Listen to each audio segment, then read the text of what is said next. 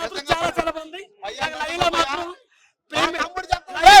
లైలా మీ వదిన ఫిక్స్ అయిపోతే లైలా సినిమా చూశారు కాబట్టి లైలాని ప్రేమించా పెళ్లి చేసుకున్నా. ఎవరు లైలా నీకు వదిన అవుతాయి. ఎందుకంటే ఈ సినిమా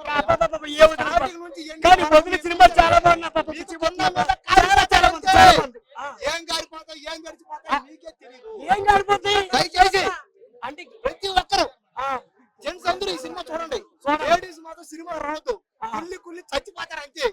ఈ సినిమాలో ఉండదు పోయా లైలా క్యారెక్టర్, లైలా ఉంది పోయా అంత అబ్బాబా. ఈ లైలా ముందు ఐశ్వర్యరావు కూడా పనికిరాదు అంతే. లైలా ముందు